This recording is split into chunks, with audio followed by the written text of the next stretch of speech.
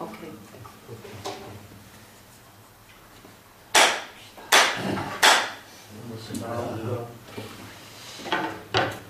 약초 비유품 지난 시간에 이어서 하겠습니다. 교재는 108쪽에 지난 시간에 좀 했는데 요 내용이 중요하기 때문에 다시 시작하죠. 가섭이여 당지하라 열의 역부여시로 출연어세 하니 여대공기로 이대금성하고 옥전세계 천인아수라 여피대운 변복 삼천대천세계 삼천대천국토라다. 대중 중에 이창시업이요 나시열의 은공경전지 명행욕 선서 세간의 무상사 조장국 전인사 불세전이니 미도자 영도요 미해자 영해하고 미안자 영하나 미열반자 영덕열반이다. 어제 지난 시간에 요까지 했죠? 예. 요걸 이제 다시 한번 볼게요. 큰 구름이 일어나서 비가 온 삼천대천 세계에 평등하게 내리는 것처럼 여기서는 이제 비가 평등하게 내리는 것은 진여 평등, 이게 이 법은 평등하여 무유구하라 그걸 말했죠. 그래서 불법은 진여법은 자연법의로 이루어지기 때문에 중생심의 그 자아의식과 대상 경계를 분별하는 목적의식이 없기 때문에 평등법이다. 그래서 안욕따라 삼약삼보리 무상정등정각 이런 말이 전부 다 진여평등법을 말하죠.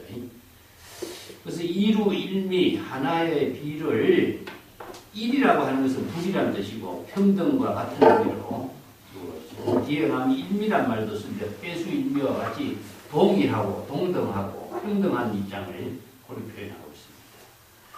큰 음성으로 이것은 이제 비가 내린 것을 음성으로서 이제 비유한 것은 법음, 자연, 소리 이런 의미를 두고 있죠.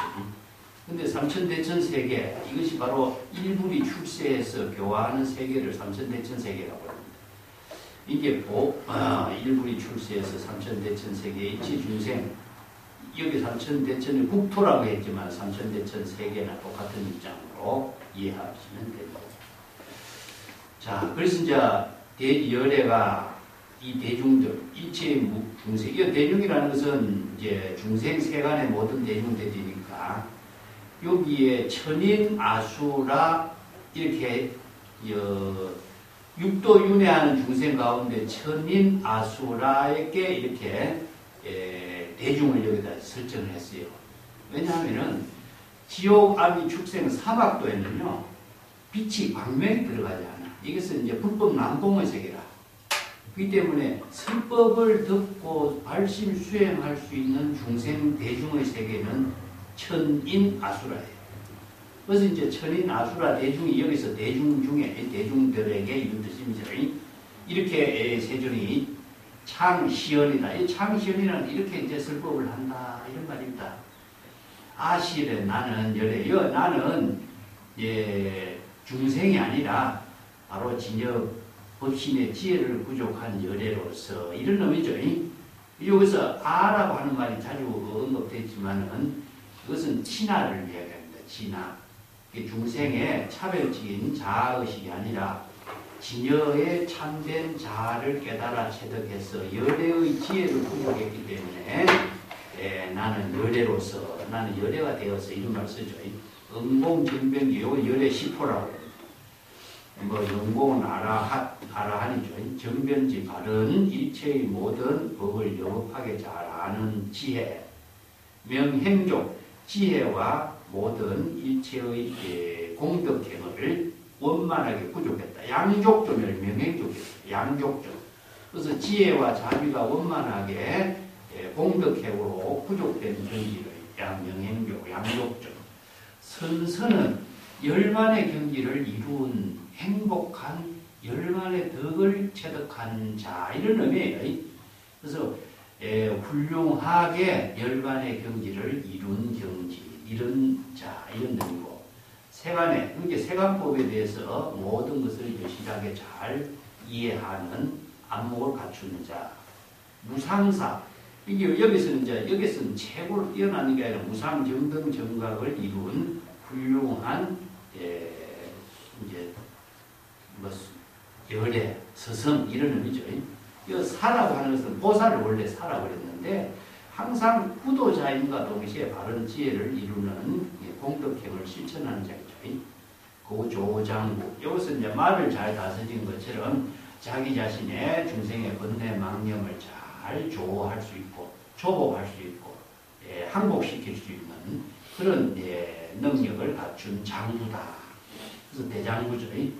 천인상, 천상계와 인간계의 스승으로서 또 부처 깨달음의 경지를 이루고 세존, 중생 세간의 가장 존귀한 경지를 이루는 자다. 그런 뜻이죠. 그래서 이제 세존은 천상천하위와 독존과 같이 비교의 대상으로 존경의 의미가 아니라 절대의 존재로서의 존귀한 입장을 표현하고 있죠.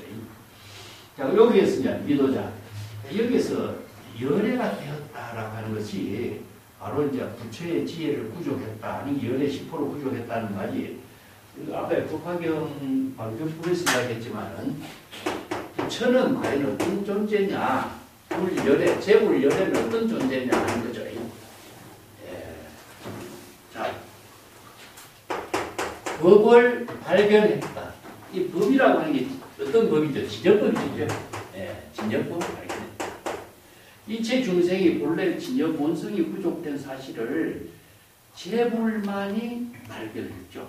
그래서 재불이 출세하기 전에는 이 법을 발견해서 그 법을 깨달은 작업이고, 이 법을 깨달아서 중생들에게 설법한 작업이에요.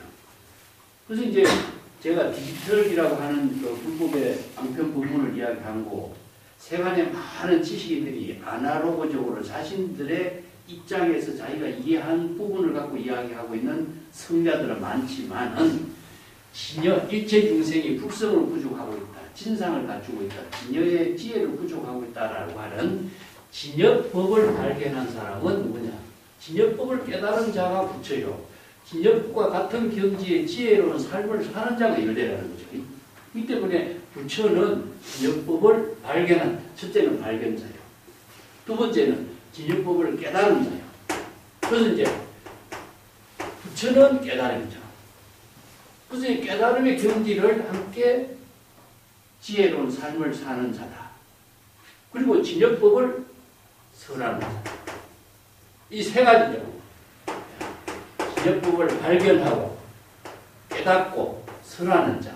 자, 요 세 가지가 여기서 이제 지도자, 도를 아는 사람이죠. 진여법을 아는 사람이죠. 계도자, 진여법을 다 계시할 수 있는 사람. 자신의 안목으로 열어서 제시해 줄 수 있는 사람. 진여법을 설할 수 있는 사람이죠. 이게 이제 지도자, 계도자, 설법자. 그래서 이제 그 경지를 이룬 자가 바로 일체 중생들에게 이 법을 계시하고 설법하는 것이 재불 출세 의미라고 했죠. 그래서 일대사 인연이라든가 재불 출세 인연을 앞에서 설했는데, 여기서는 이제 그 내용들을 다르게 지금 표현하고 있는 거죠. 그래서 이제 이 법을 깨달아서 일체 중생들에게 중생 제도를 하지 못한 사람을 제도할 수 있도록 이 법을 설하는 것이고, 진여법을 이해하지 못하는 사람들에게 진여법을 이해하도록 설하는 것이고, 또 진여법을 깨달아서 불안, 평안을 얻지 못한 해탈 열반의 경계를 이루지 못한 사람들에게 해탈 열반의 경계를 이루도록 하는 것이다. 이게 바로 재불이 출세해서 일체 중생들에게 이 정법을 제시하는 의미를 이렇게 네 가지로 설해놨거든요. 근데 중국의 천태지라고 하는 천태 지자라고 하죠. 천태지는 왜 차제 부문, 석선바라밀 차제 부문의 원래는 그 책 제목이 석선바라밀 차제 부문인데 줄여서 우리가 차제 부문이라고 합니다. 그 마하지간이라든가 뭐 석성바라밀 차제 거문이라든가 법화현이라든가 이 천태 3대부의 그 유명한 저수를 저수를 했지만 자기가 강의만 했죠. 제자들이 관정이라는 제자가 스승의 강의가 너무나 훌륭하고 뛰어나니까 이걸 전부 기록했어요. 그래서 기록해서 천태대사의 본문을 정리한 책이 천태삼대부라고 하는 유명한 책인데 그 천태삼대부가 대성불교 법화교를 중심으로 해서 대성불교 전체를 종합해요. 그래서 대성불교의 사상체계, 실천체계, 지관 본문으로서 법 정법을 아주 종합적으로 정리했기 때문에 수나라의 3대 법사 가운데 천태지자의 천태학이 중국 불교의 검자탑을 세우게 돼요. 중국의 선불교도 천태지의 천태학이라는 건 이 실천 불교 철학 토대 위에서 이루어진 불법을 선 중심의 수행 체계로서 재편해서 발전했다라고 볼 수가 있어요. 그래서 천태지의 유명한 글에서는 법화기 요 구절을 약조 비유품 요 구절을 이렇게 해석합니다. 미도자, 자 제도하지 못한 모든 중생. 이 도라고 하는 것은 바라밀이거든요. 바라밀이게 중생의 고통의 세계에서 피안의 경지, 해탈 열반의 경지에 이르도록 제도하는 거거든요. 그래서 도라고 하는 것은 건너다라고 하는 뜻입니다. 건너다. 우리가 통도사 이런 말 이 도자를 쓰죠. 건너다. 이게 중생의 고통에서 안락의 세계로 건너가는 고해를 건너가는 거죠.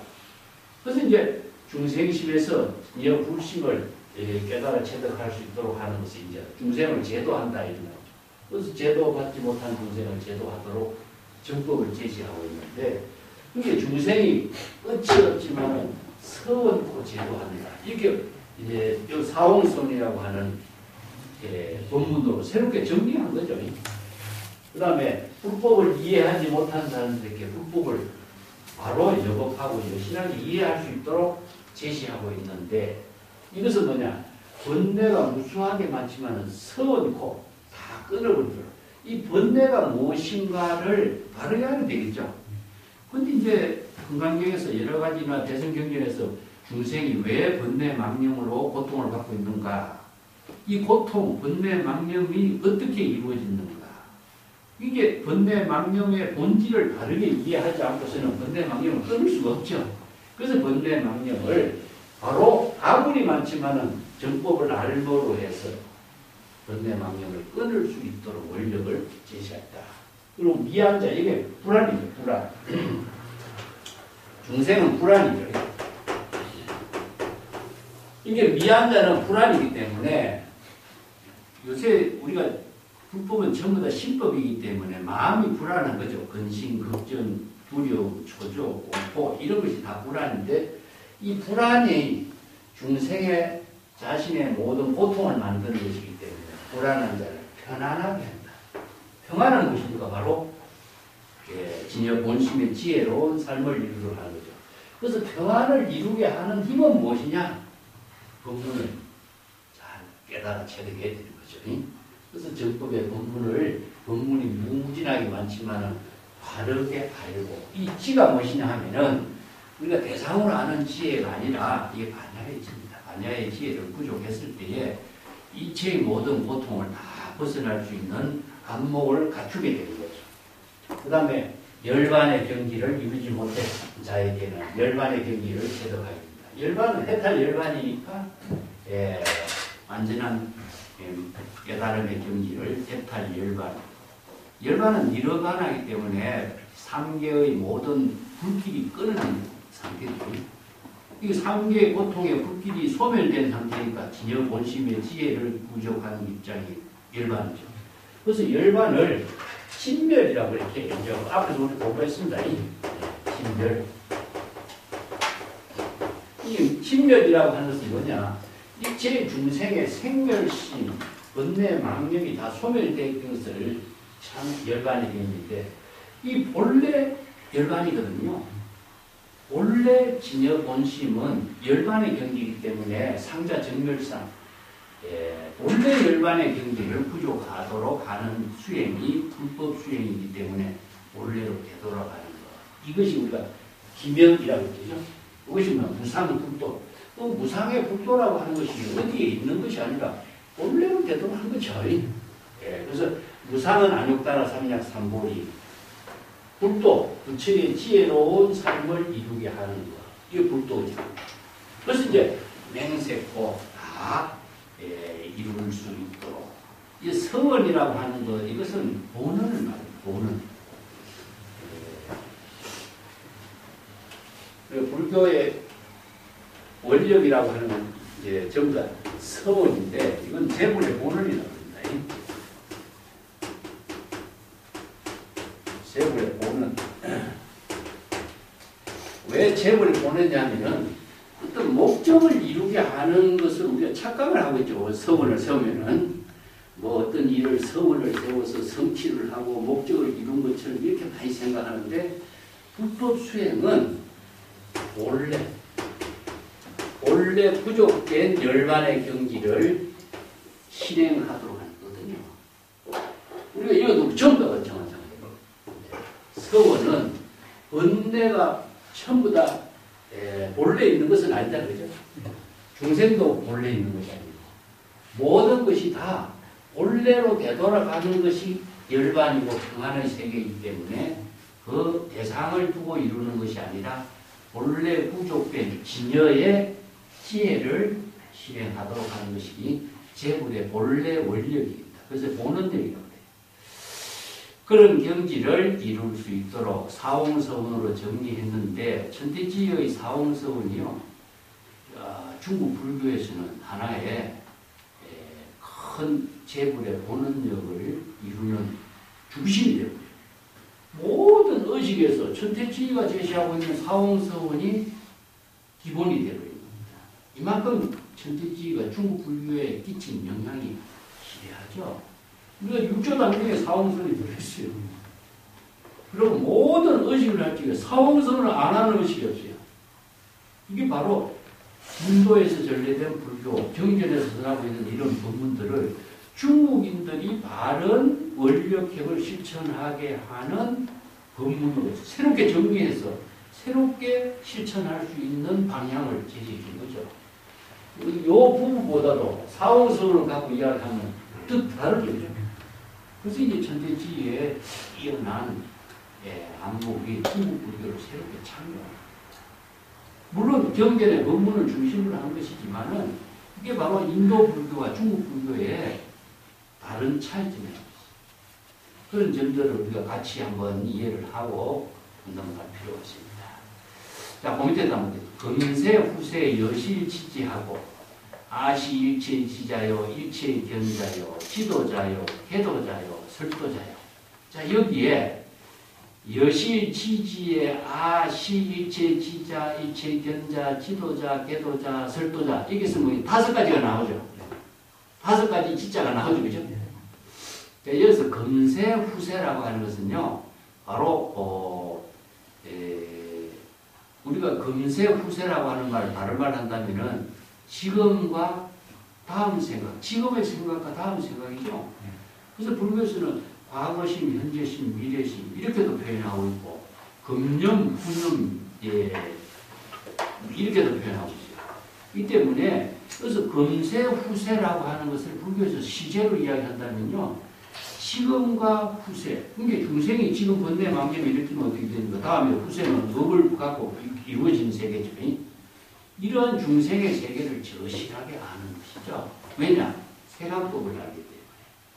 그래서 이 여실지지라, 이게 금세나 후세, 시간적으로나 중생의 번뇌 마음의 작용을 여실하게 다 알 수 있다. 어떻게 압니까? 바로 재불이 도를 깨달아 알기 때문이죠. 그래서 도를 깨달아 아는 내용이 무엇이냐? 아시 일체지자요. 이렇게. 그래서 일체지자는 뭐죠? 일체법을 아는 자다. 열애는 아는 것이냐면은 열애라는 뜻입니다. 열애는 나는 열애가 되었는데 열애의 경지에서 볼 적에 나는 일체법을 다 아는 자다. 이 지도자죠. 지도자. 또 일체견자라. 나는 일체법을 여실하게 다 볼 수 있는 안목을 갖춘 자다.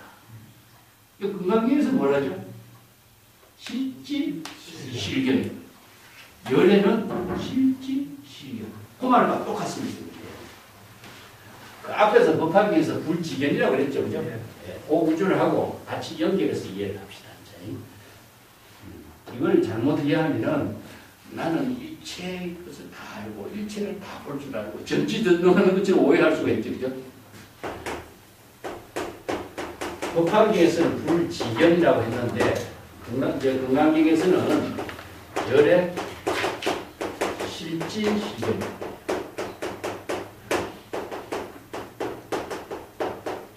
자, 여기서 열애가 실지 실견한다라고 하는 것은 무엇이냐? 지하고 견의 내용이 무엇이냐죠.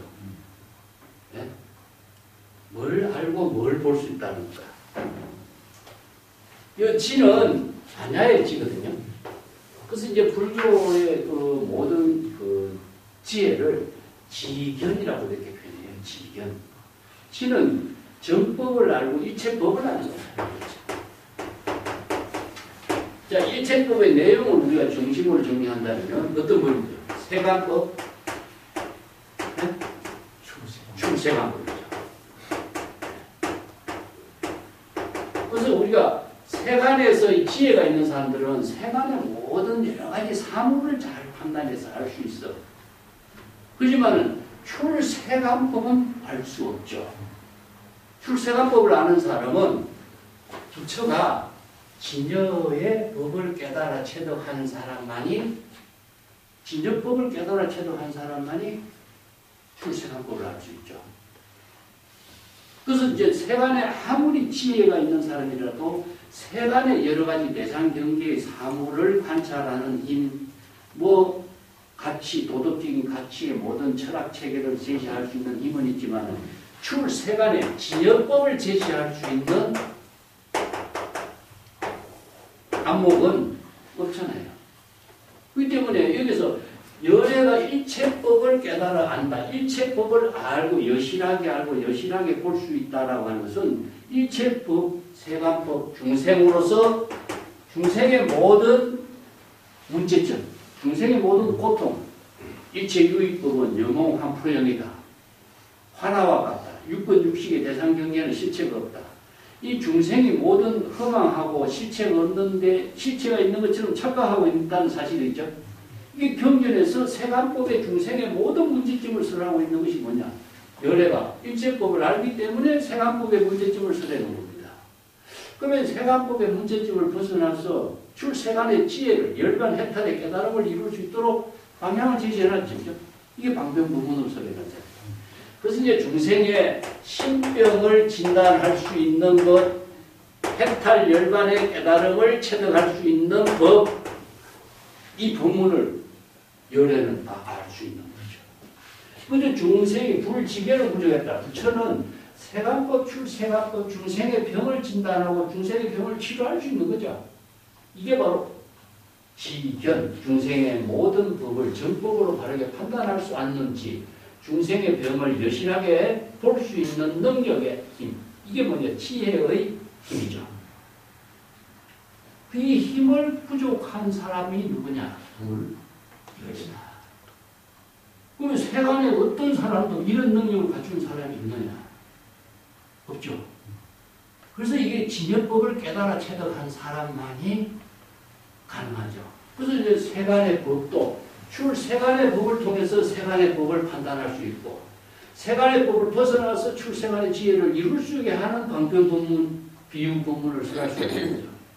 그렇기 때문에 이 중생의 병을 진단해서 알고 치료할 수 있는 지혜를 방편의 지혜로 제시해 줄 수 있는 능력을 갖추고 있는 거죠. 그래서 여기에 여실지지하고 아시일체지자야. 여기서 중생의 모든 마음작용의 사실을 여실하게 하는 거예요. 이걸 어떻게 할까요? 우리가 타심통이라는 말 쓰죠. 타심통이 구체적으로 어떻게 할까요? 사람 말하지 않는데 알 수 있겠어요? 대화를 통해서 하는 겁니다. 그래서 이게 서문다. 이게 경전의 본문들이 처음 대화잖아요. 이 제자들하고 대화를 해서 제자들이 무슨 말을 하는데 따라서 그 문제점이 무엇이고 바른 지혜가 있느냐, 바른 지혜를 갖추지 못했나를 판단할 수 있는 거죠. 이게 바로 열애는 다 바른 법으로 아는 거고, 바른 지혜로서 모든 문제점을 볼 수 있는 힘이 갖추어진 거죠. 이걸 바로 지견이라고 합니다. 이걸 불지견, 열의 실지실견이죠. 근데 출세간의 법을 깨달아야만이 이 지혜가 갖추지, 세간의 아무리 지식을 갖춰도 이 지혜를 제시할 수 없죠. 그래서 아까도 이야기했지만은 부처님이 출세했다, 제불이 출세했다라고 하는 것은 진여법을 깨달았고, 진여법을 발견하고, 진여법을 깨달은 자예요. 진여법을 선하는 사람. 이게 세 가지가 여기에서 지금 5가지로 이야기를 하고 있는 겁니다. 자, 아시리치 지자요. 뭘 안다? 도를 안다라고 하는 의미는 뭘까 하는 거죠. 그 뒤에 지도자란 말이 나오죠. 그죠? 지도자, 계도자, 설도자 이 세 가지로 다시 정리돼요. 도를 안다라고 하는 내용을 구체적으로 우리가 어떻게 도를 안다라고 이야기할 수 있을까요? 자, 한번 정리해 봅시다. 이게 굉장히 중요한 내용이거든. 도라고 하는 말을 우리가 수없이 이야기하고 있는데 도를 안다라고 하는 내용은 뭘까? 그렇지, 정법이지. 예. 자, 세간에서 이야기하고 있는 도, 뭐 우리가 유교에서 이야기하고 있는 도의 내용이 다 달라요. 근데 세간에서 이야기하는 사람들의 도는 자신들이 보는 입장에서 도의 의미를 설정해 주고 있잖아요. 그죠? 이게 바른 도다. 자연의 도가 바른 도다. 아니면은 인이 애지신의 인의의 도를 실행할 줄 아는 것을 바른 도다. 유교에서는 인의의 도잖아요. 그죠? 그게 뭐냐? 자신들이 보는 가장 윤리, 도덕의 가치, 훌륭한 삶을 사는 길을 도라고 하는 말로 제시했는데, 이것이 사람마다 보는 입장이 다 다르잖아요.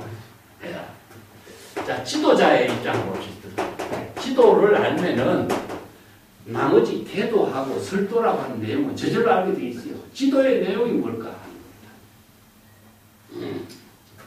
자, 불지견으로서 지도를 한다. 정리해 봅시다. 도를 한다라고 하는 것이 뭘까? 자, 불교에서는 진여법, 법화기에서 제법, 실상법,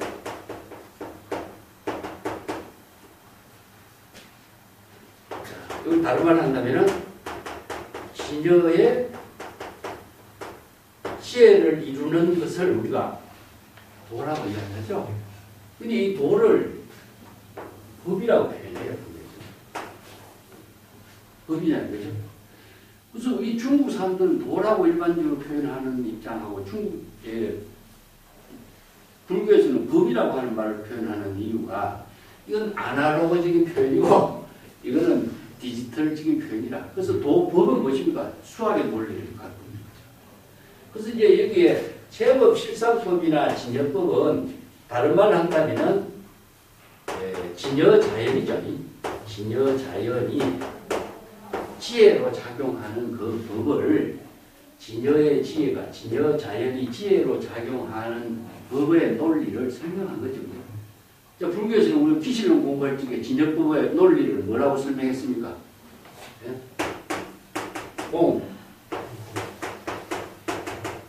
이 두 가지를 설명했죠. 네. 진여 그 자체는 일체의 중생의 번뇌 망념이 비워져야만이 진여가 영업하게 지혜로 작용하는 거죠. 그게 진여법이죠. 그 불공은 무엇이냐? 진여 그 자체가 자연스럽게 불가사의한 지혜가 작용하죠. 자, 요걸 이제 불교에서는 논리적으로 이해한다면은 진여 본체가 진여의 지혜로 작용하는 거죠. 진여의 이법이 현실에 있어서 모든 지혜로 작용하고 있는 도리죠. 그래서 이사, 재용, 공불공 논리로 법의 체계로서 진여의 지혜가 작용하는 논리를 쓰라는 거죠. 자, 이 법을 깨달은 것을 불교는 뭡니까? 법이라고 했습니다. 법인.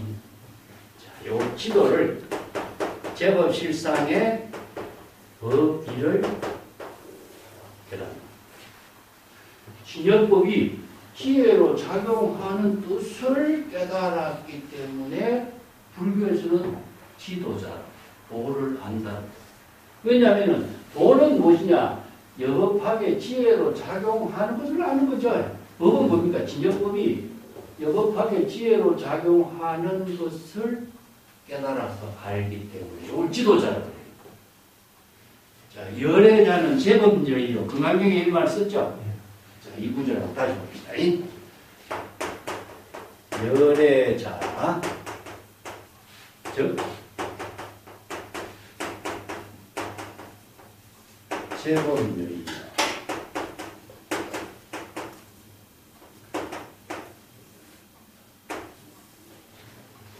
이제 불교 사상의 가장 진수를 우리가 기출론에서 제시했지만은 여기에서 요 구절이 그대로 이걸 토대로 해서 기출론 이런 법문의 논리 체계를 수행 체계를 정립해 준 거예요. 도를 한다, 막연하게 도를 한다는 말을 아무리 우리가 이해한다고 해도 도를 한다고 하는 내용은 너무나 막연해요. 구체적으로 모르니까. 그래서 이 도를 아는 본질이 무엇인가를 우리가 정확하게 알지고 내용을 확실하게 알지 못하면은 자신이 거기에 의심해서 영원히 벗어날 수가 없어요. 그래서 사유를 한다. 지도자라고 하는 이 한마디를 가지고 불교의 모든 법문을 전부 다 연결시켜서 사유를 해야 돼요. 그래서 지도의 본질, 도를 안다라고 하는 그 내용의 본질이 무엇인가를 우리가 한번 불법에 가르치면 전부 다 연결해 보자는 거죠. 자, 열애는 어떻습니까? 열애는 모든 법이 제법이죠. 진여법이고 이체법이 여여하게 지혜로 작용하는 경지를 열애라고 합니다. 그러면 열애와 이체 진여법이 여여하게 지혜로 작용하는 거와 열애는 똑같죠. 그렇기 때문에 열애자는 지도자. 나는 열애가 되었고 열애는 지도자요, 계도자요, 설도자요. 자신이 이걸 시적 이전의 본분사로서 대상을 두고 이런 계도자, 설법자 하는 것이 아니라 자신의 본분사의 삶 그 자체가 전부 다 제법여의가 되겠죠. 자신의 삶이 전부 다 지도자가 되고 계도자가 되고 설도자가 됩니다. 이 때문에 불지견으로서 정법을 계시하는 것이 바로 일대사 인연이다 하는데 중생들을 위해서 내가 설법하는 것이 아니고 자기 시적 인연의 본분사가 설법입니다. 나누면 안 되겠죠. 이 구조라고 전부 같이 이해를 해요. 열애는 일체의 모든 것, 진여법과 같이 여법학의 지혜로 작용하고 있는 것을 열애라고 한다. 열애라고 하는 어떤 특별히 존재이 있는 것은 아니죠. 자, 그럼 여기서 열애를 다른 말로 합니다. 모든 일체의 모든 제법이 여실하게 진실된 생명의 실상으로서 여법하게 작용하는 것은 다른 말 한다면 열애겠죠. 열애와 제법여의나 제법실상법이나 뭐가 다릅니까? 똑같죠. 그렇기 때문에 제법실상법을 진여법이라고 하고 제법실상법을 여실하게 제시하는 사람을 설도자라고 하죠. 지도자라고. 그죠? 우리 자연법이라고도 이제 중국선에서 이야기하죠. 자, 그렇기 때문에 여기서 지도자의 내용을 우리가 논리적으로, 구체적으로 정리해 본다면은 일체의 모든 존재가 뭘 구족하고 있습니까? 불성, 진여, 자성을 구족하고 있죠. 그래서 중생의 삶을 살게 되면은 전부 다 업을 짓고 살지만은 열의 재불의 경기는 진여 그 자체의 지혜로운 생명으로 작용하기 때문에 모든 생명의 실상이 여법하고 여실하고 또 공덕행으로 이루어지는 거죠. 그것이 바로 지도자다. 그렇기 때문에 논리적으로 이제 봅시다. 중생의 번뇌 망념이 비워졌기 때문에 진여의 지혜가 여법하게 생명의 실상으로 작용하죠. 그것이 어떻게? 불가사의한 노용으로 작용해요. 이것은 이제 진여 본체가 불가사의한 노용으로 작용하는 경지를 진여법이라고 합니다. 이걸 체와 영어로 설명하기도 하고 진여의 이법이 현실에서 방편의 지혜로 여실하게 작용하는 원리를 이와사로 표현합니다. 수행에서도 이법을 깨달아고 현실에서 방편의 지혜로운 삶을 이루도록 하는 것. 이걸 수행으로서 이야기하기도 하고 자기의 본분사로 이야기하기도 하고 그렇죠? 그래서 이제 도를 아는 자는 궁극적으로 뭡니까? 이런 능력을 다 갖추었다는 것이죠. 수행의 입장에서는 이런 능력을 갖추도록 이 법을 수행법으로 제시했고 수행을 완성해서 도를 깨달아 체득한 자는 바로 지도자가 되겠죠. 그래서 지도자는 진여법을 깨달아 체득하지 않고서는 지도자가 될 수 없죠. 근데 장자에도 뒤에도 내가 언급을 씁니다만 장자에도 비슷한 말이 있어요. 도를 안다라고 하는 것은 무엇이냐? 진여 이법, 진실 그 자체를 이법을 깨달아 체득하는 것이고 진여의 이법 근본의 도리를 깨달아 체득한 사람은 그게 방편의 지혜로서 자신을 잘 살 수 있는 능력을 갖출 수 있는 사람입니다. 그렇기 때문에 시절 인연에 따라서 어떠한 사물이라든가 나를 해치는 것이라든가 뭐 어떤 재앙이라든가 물이나 불이라든가 이런 데 대해서 내 몸이 손상이 되는 일을 하지 않게 된다. 이런 장자에서 이런 말이 있어요. 추수편에. 이 말하고 굉장히 닮았어요. 도를 아는 사람은 무엇입니까? 바로 진여의 지혜를 알기 때문에 중생의 번뇌망념에 누가 타락하겠어요? 자신이 중생의 번뇌망념에 타락하는 삶을 살지 않게 되겠죠. 그렇기 때문에 도를 아는 사람은 중생의 번뇌망념에 타락하지 않는 깨달음의 지혜를 이루는 공의 법문을 통해서 반야의 지혜를 이루는 힘이 있죠. 두 번째는 자신이 지혜로운 삶을 이루게 하는 방편의 지혜를 갖추게 되겠죠. 그렇기 때문에 도를 안다라고 하는 것은 중생의 번뇌망념에 타락하지 않고 이체의 중생의 번뇌망념에서 벗어나고 해탈해서 방편의 지혜로 지금 여기 자기의 본분사의 삶을 살 수 있는 능력을 부족했다. 이런 말이 되겠죠. 이게 지도자입니다. 그러니까 지도자를 열애라고 합니다. 그래서 열애는 제법과 여유하게 지혜로 작용하는 힘을 갖추고 있다라고 하는 것은 이런 안목이 부족했기 때문에 가능하죠. 그 불지혜에 부족되지 않고서는 열애의 지혜로 삶을 살 수 없는 겁니다. 그래서 이제 우리가 조발심 정각을 해라. 망념이 일어나면 망념을 자각해야 하는데 불지견이 없는 사람이 어떻게 망념을 자각하겠어요? 초발심을 이루면은 일체 개공의 경지를 이루게 되고 진여 본심의 불가사의한 지혜를 방편의 지혜로 작용할 수 있는 능력을 갖게 되겠죠. 그렇기 때문에 불지견이 부족된 자를 지도자라고 합니다. 자, 여기서 봅시다. 자, 일체 지자요, 일체 견자다. 여기서 중생의 모든 제법의 실상을 여실하게 알고 이 제법의 실상을 여실하게 볼 수 있다. 이것은 뭡니까? 바로 세간법, 출세간법. 이 모든 정법을 바르게 알고 바르게 볼 수 있는 안목을 갖춰 있다. 이거 불지견을 부족했다는 거죠. 그렇기 때문에 지도자다. 난 도를 여법하게 지혜로 실행할 수 있는 사람이요. 계도자. 도를 여법하게 계시할 수 있는 사람. 이 계라고 하는 것은요, 열어 보이는 겁니다.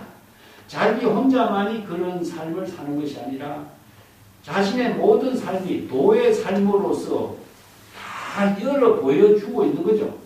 왜냐? 굳이 대상을 두지 않기 때문에 그대로 다 교시하고 본분사의 살림살이로 다 열려진 삶을 살게 되는 거죠. 이게 바로 계도자다.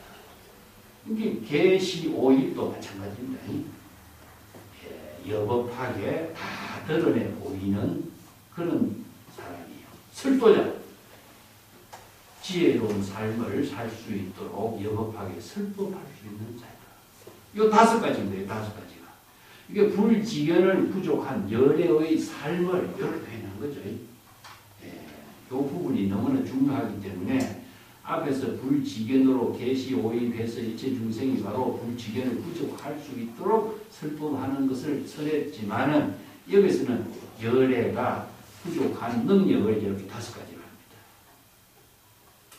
그 밑에 여등 천인 아수라 중은 개응 도차하여 이 천법보라. 그대들 천상계 인간계 아수라 대중은 이런 말이죠. 그죠? 육도 윤회하는 중생 가운데서 내 설법을 듣고 발심 수행할 수 있는 중생은 대중은 누구냐? 천상계 인간계 아수라 대중이죠. 그래서 이 아수라 대중들에게 이 설법을 하는 것이고 그들은 여기 이 설법의 장소에 내가 열애가 설하는 이 장소에 도달해서 이 내가 설하는 이 법문을 듣도록 내가 그들에게 이런 법문을 설하는 것이다. 그래서 설도자의 의미는 뭐죠? 일체 중생에게 정법을 계시해서 불지견을 부족하도록 하는 거예요. 그래서 각자 불지견을 부족해서 지도자가 되어서 도의 열애의 경지에서 여법하게 지혜로운 삶을 이루도록 하는 것.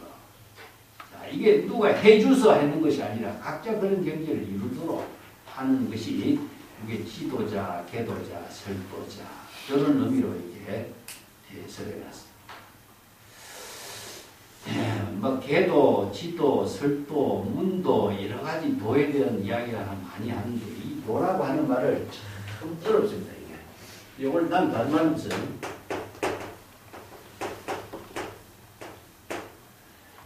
정말 일심의 지혜 작용을 난 도라고 해요. 일심의 지혜 작용. 중국의 여러 가지 도에 대한 이야기가 많이 나오는데 도라고 하는 말에 대한 정확한 개념을 잘 설명하고 있는 그 본문이 어록에 이런 어록이 나옵니다. 장경회의 선사가 그 설법에서 세 사람에게 도란 무엇인가 질문을 하고 있어요. 제자들의 안목을 점검하기 위해서 도란 무엇인가 이 문제를 점검할 때 첫 번째 제자는 무엇이냐면 무심시도예요. 그럽니다. 무심시도.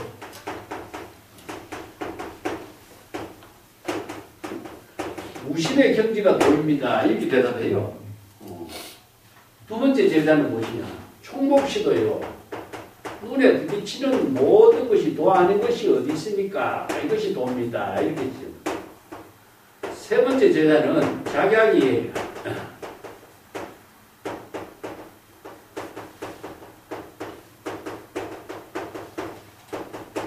작약이라는 말이 무엇이냐면은 세 번째 제자는 말을 하지 않아요.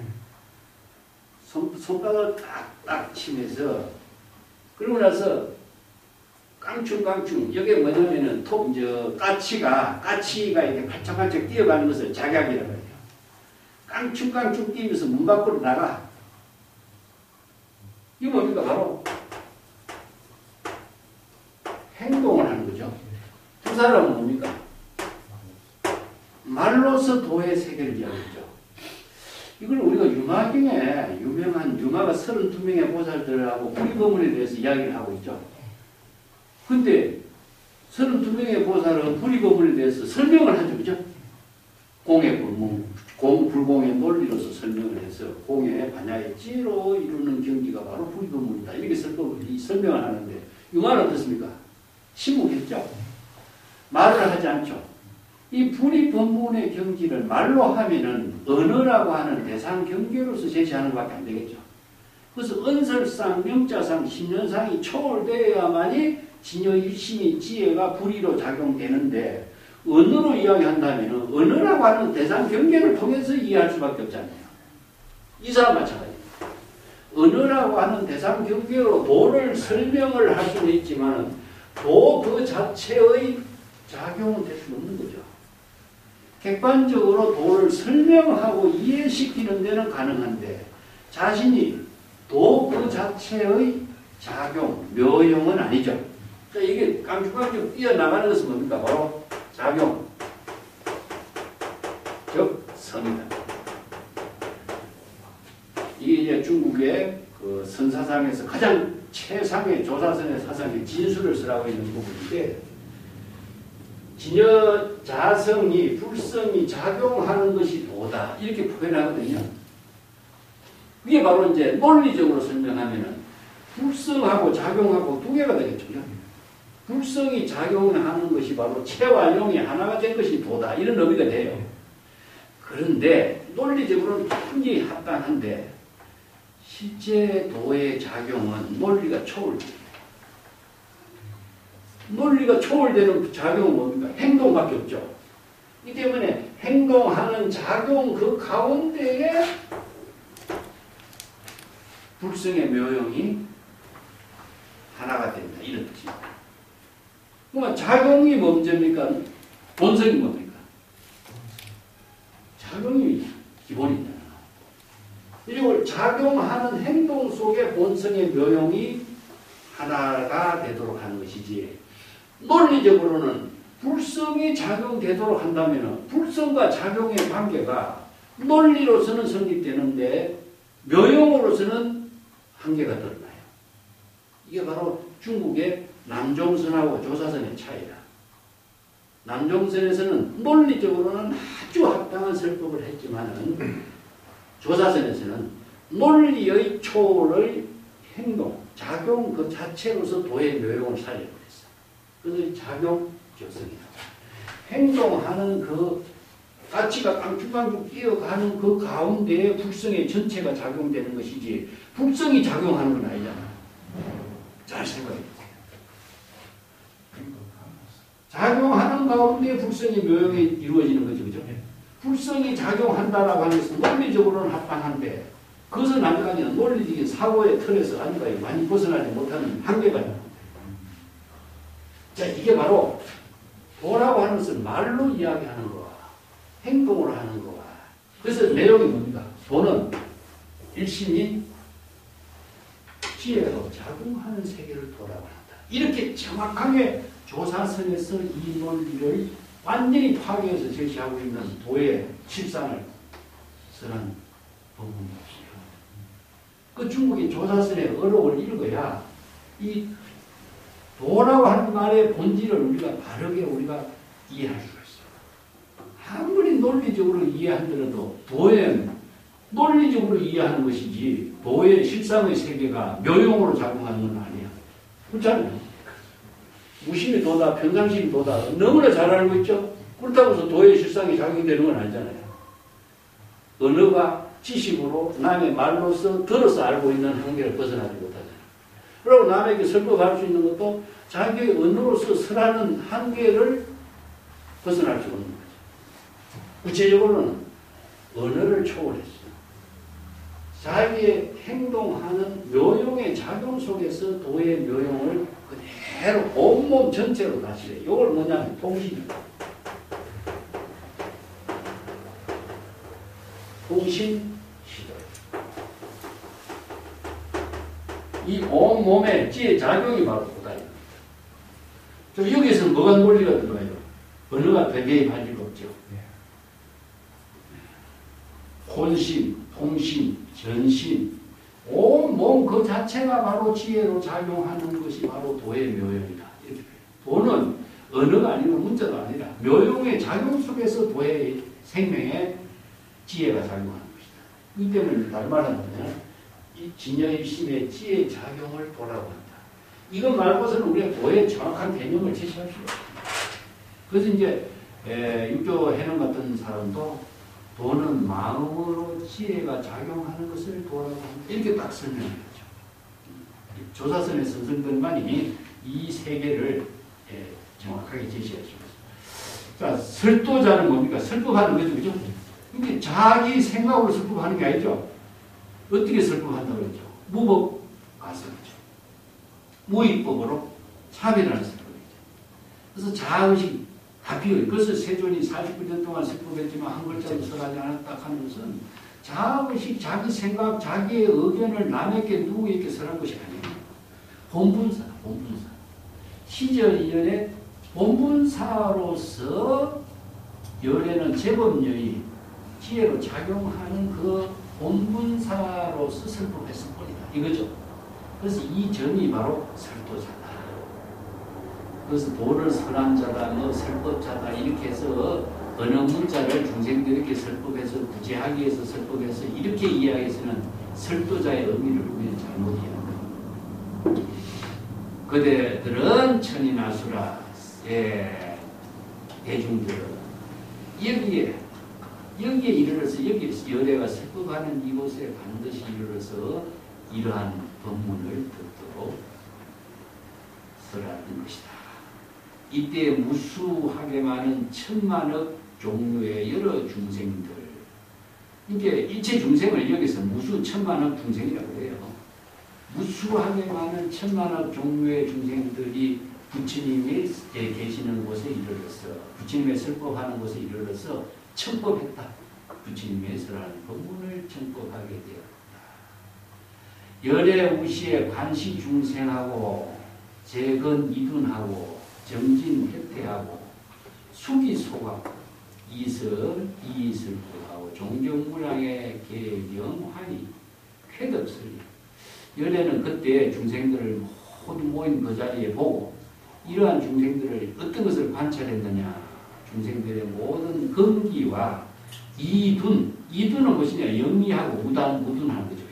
어떤 중생은 영리하고 어떤 중생은 둔한데, 이 이둔은 우리가 세간에서 이야기하는 이둔의 관계가 아니고 성공 공덕을 이루어서 열심히 수행한 자를 영리한 자라고 하고, 둔한 자는 아니면 성공 공덕을 이루지 못하고 우둔하게 수행한 자를 이렇게 둔이라고, 이둔으로 그렇게 나눕니다. 중생의 근기가 이둔, 영리하고 우둔한 관계. 그 다음에 어떤 사람은 정진하고 어떤 사람은 혜택, 계름을 피우는 중생도 있고, 이런 중생들의 다양한 근기를 잘 관찰했고, 그 중생들의 근기를 잘 판단하고, 그 설법을 수기소감, 감당할 수 있는가 없는가를 잘 이렇게 알아서, 내가 이런 설법을 하면 이 중생이 이 법문을 잘 수용하고 수기 독송하고 감당해서 실천할 수 있을까? 이것을 잘 살펴서 거기에 맞추어서 이 설법이라 중생의 근기에 맞춰서 설법을 한 것이다.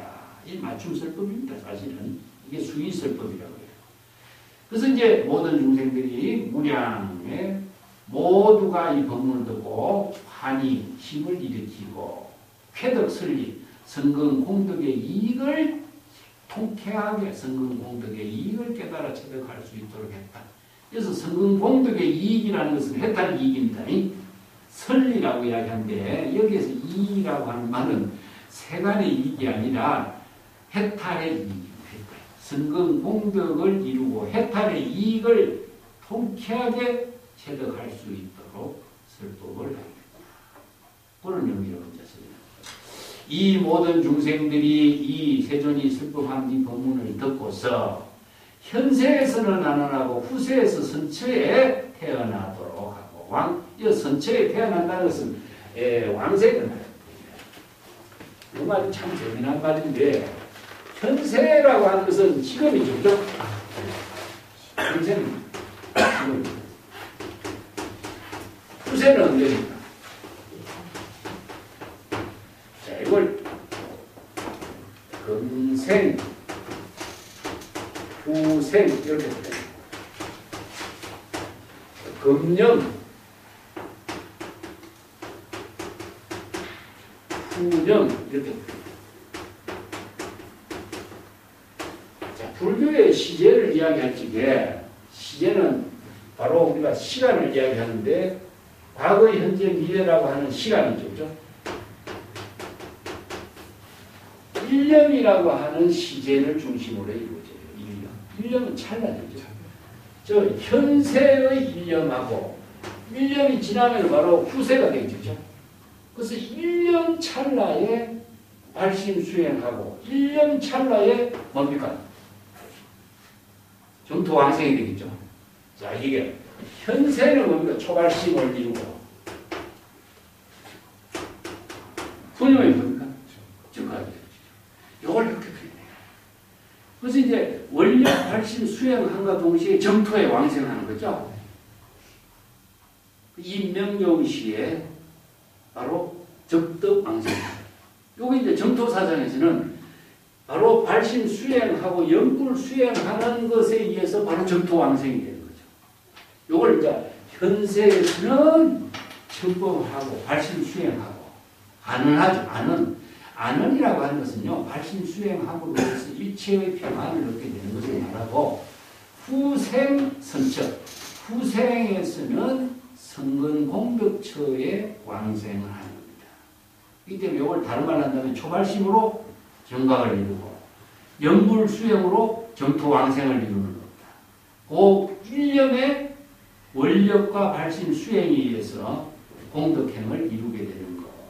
그것을 이렇게 그래서 이 도를 수락, 불도를 깨달아서 법락을 수지하게 되고 법락을 받게 되고 하는 말인데 이 법락을 이루게 되고 이런 뜻입니다. 또 이 법문을 깨달아 체득함으로 해서 이 법문을 듣고 이런 뜻인데 법문을 청법에서 깨달아 체득하는 이게 문법이라는 것은요, 이게 깨닫다는 문도 문법은 깨닫다의 의미와 같은 것입니다. 여시아문 그 자체가 바로 깨달음으로 같은 의미를 두고 있어요. 여시아문 바로 신수봉행이죠. 여시아문이 바로 깨달음을 이룬 경지가 돼요. 여시아문을 다른 말 한다면 선에서는 은하대오라고 하는데 천법을 듣는 그 자체가 바로 깨달음을 이룬 경지가 되죠. 그래서 덕문법하고 이 문법의 도를 깨달아 체득함으로 해서 일체의 모든 중생의 번뇌망령 생사윤회의 장애를 여의게 되는 것이다. 여기 문법하고 문법을 함과 동시에 깨달음을 이뤘기 때문에 모든 중생의 생사윤회의 업장으로서 장애를 벗어나게 되는 거죠. 동시입니다. 그걸 우리가 수행하고 깨달음은 동시라고 했죠. 왜냐? 진여일심으로 발심 수행하기 때문에 진여일심의 지혜로 깨달음을 이룬 경지이기 때문에 발심 수행함과 동시에 깨달음이 이루어지고 모든 중생의 번뇌망령에서 다 벗어나게 되는 경지가 함께 이루어지는 거죠. 이걸 시간적으로 시제로서 순체로서 이루어지는 일념과 전념과 후념이라는 또 단계로 이루어지는 것이 아닙니다. 발심과 수행 이것은 동시에 이루어지는 것을 이렇게 지금 일체의 모든 제법 가운데에서 이게 제법이라는 것은 우리가 현실에 살고 있는 일체의 모든 일에서 이런 뜻입니다. 현실의 모든 일에 있어서 인력 소능이요 자기의 능력에 맞추어서 감당할 수 있도록 하는 능력에 맞추어서 그 수행을 하고 또 점차적으로 입도 도를 깨달아 체득할 수 있도록. 이거는 뭐냐면은 점이라는 글자가 들어있죠. 그죠? 점이라는 글자는요, 이건 시적 인연에 따른 겁니다. 시적. 이게 점이라고 하는 말을 점교라고 이렇게 표현해서는 안 되고 시적 인연에 따릅니다. 점차적으로 그런 의미를 두고 있습니다. 이게. 그래서 이 법문들을 토대로 해서 이제 순응경에서 이적 도노요, 삽입, 이제 성호 병수하고 이런 말씀입니다.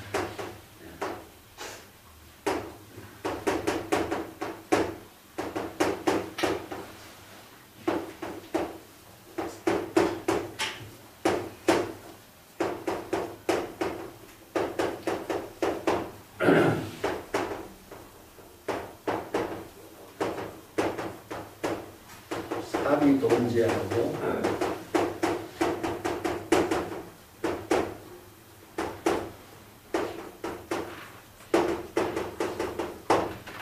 이런 말이 이제 이게 뭐냐면은 인차제 정이라고 하는 것은 이게 점을 표현해요. 점차적으로 이 뜻이에요. 이 점이라고 하는 것은 이걸 돈하고 점으로 표현하는데 이는 돈입니다. 돈. 그래서 이제 현실의 모든 시절 인연에 따른 일은 한꺼번에 다 체험할 수 없잖아요. 시절이라는 것은 시처인사니까 시처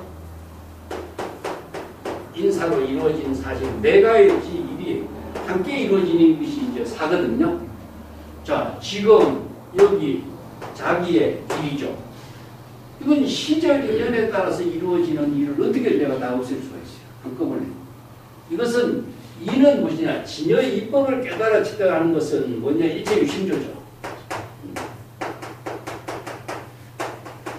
번뇌 망념을 소멸시키는 것은 일체유심조로서 소멸시킬 수 있어요. 사각으로 소멸시킬 수가 있는데 시절 인연에 따라서 일어나는 여러 가지 인연의 일은 방편의 지혜를 통해서만 이루어진다 이거죠. 그래서 이걸 점이라고 하는 말을 다른 말로 한다면 방편의 지혜로서 이 모든 것을 차례차례 단계적으로 잘 지혜로 해결해 드리는 것이다. 이걸 방편의 지혜라고 해요. 그래서 이제 산은 방편해지고 이는 뭡니까? 일체 유심력. 그렇기 때문에 망령을 자각하는 것은 유심의 작용으로 금방 깨달음을 이루어. 아, 이게 망령이라는 사실이 어떻게 하냐? 불지경이기 때문에. 망령을 금방 깨닫지만은 현실에 따라서 일어나는 모든 일은 방편의 지혜로 해결해야 돼요. 그래서 이걸 방편의 지혜로 해결해야 할 문제점을 현실에서 다 방편의 지혜로 해결해라 이런 말을 인차되지 않아요. 이 말도 또 마찬가지입니다. 점차적으로 덕 있도라. 점차적인 방편의 지혜로서 도를 깨달아야 돼요. 여기 인력소능이라고 하는 말로 근기에 맞춰서 방편의 지혜를 쓸 수 있는 힘에 따라서 그리고 그 본문을 수용할 수 있는 능력에 따라서 수지 독송할 수 있는 수행의 힘에 따라서 이게 다 다르죠. 그래서 크기에 맞추어서 점차적으로 방편의 지혜를 통해서 도를 깨달아 제득하도록 하는 것이다. 이게 점덕입도, 인력소능의 점덕입도. 이거 제법이라는 것은 현실의 모든 일에 있어서는 이런 뜻이죠. 이런 구절들도 우리가 그냥 스쳐서 쓱 넘어가면요. 아, 그냥 뭐 이런 말을 했구나 하지만 이게 사유가 부족하면요. 이루어도 그냥 애매하게 이야기하고 적당히 이야기하면 이게 자기에게 저 도움이 돼요. 마치 뭐와 같으냐 큰 먹구름이 비를 한꺼번에 일체 초목총림의 모든 약초에 내리는 것과 같이 이게 삼천대천세계에 비를 내리는 일체의 초목, 총림, 약초에 모두 한결같은 똑같은 비를 내리는 것 같아요. 자, 여기 종성이요. 그래서 이제 종성은 모든 종류의 약초, 초목의 종류의 본성이 모두 목륜, 아주 물기로서 촉촉하게 물기를 잘 혜택을 받을 수 있도록 하고 각자 자신의 근기에 맞춰서 성장할 수 있도록 해주는 것과 같다. 여기 뿌리 근기가 다르기 때문에 물을 받아들이고 습기를 받아들이고 생명수로 받아들이는 것은 다 다르죠. 이것은 뭐냐? 모든 중생의 근기가 다르고 또 시절 인연에 따르고 또 모든 환경에 따라 이게 제법중이다. 제법중이라는 것은 제법 실상의 세계 삶을 살고 있는 현실을 말하거든요. 이것이 똑같은 것이 아니고 각각 다르다는 거죠. 그래서 제법은 차별의 세계입니다. 이건 산은 차별의 세계예요. 이 차별의 세계에서는 어떤 때에 어떤 사람이 하는 일이 다 모양과 형세가 특색이 다 다르기 때문에 차별의 세계에서는 방편의 지혜로서만이 이 문제를 해결해야 될 것이지 하나의 어떤 평정으로서 이루어진 세계가 아닙니다. 그래서 이 부분을 불교에서는 방편 법문을서라는 의미를 제시하고 있습니다. 이 한단이 참 여러 가지 그 앞에서 방편품, 비유품 여러 가지 설법을 종합하고 있는 내용을 다시 새롭게 정리하는 것이기 때문에 우리가 잘 사유하면서 공부해야 될 부분이다. 자, 109쪽으로 갈까요? 열의 설법은 일상일미하니 소위 해탈상이요 이상이요 멸상이요 구경에 지어 일체종지하니 기후 중생의 문 열의 약지 독송 여설 수행의 소득 공덕의 기자각지이다. 소이자하고 유유열의 지차 중생의 종상체성하고 종상체성 이거 하나하나 전부 다른 뜻입니다. 염하사, 사하사, 수하사하고 운하염하고 운하사하고 운하수하고 이하법념하고 이하법사하고 이하법수하고 이하법으로 덕하법하고 하니라. 중생은 주어 종종 지지에 유유 열애 여시 견지하니 명료무예라. 여피 해목 충림의 제약초 등이 이 부자지상중하승이라. 열애지 실상 일미지급하니 소위 해탈상 기상 멸상 구경멸반의 상정멸상하니 종업 종기법이라. 불지시이로 관중생 신욕의 이장호지하고 시고로 부적위설 일체종지라. 여든 가섭이여 심히 희유한 능지열의 수의설법의 능심능수 소이자하고 재불세조는 수의설법이 안해난지. 요 구절도 이제 참 중요한 내용들이거든요. 자, 열의 설법은 일상입니다. 이 말은요, 열의 설법은 하나의 모습이다. 이게 불이라는 뜻입니다. 일상, 일미. 이게 진여는 법계 일상이란 말을 했죠. 그래서 열의 설법은 진여의 지혜로 설법하기 때문에 법학 기실론에서는 진여 법시는 법계 일상이에요. 여러분.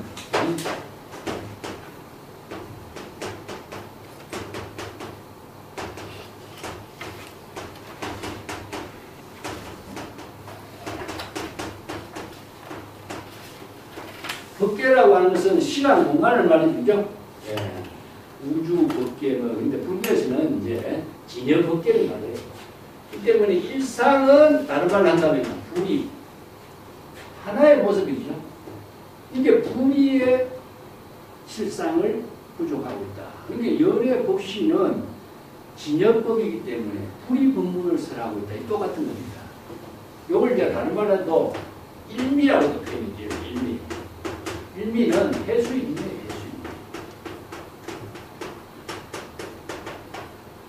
바닷물은 한 방울을 맛보도 바닷물 전체를 맛볼 수 있는 거죠.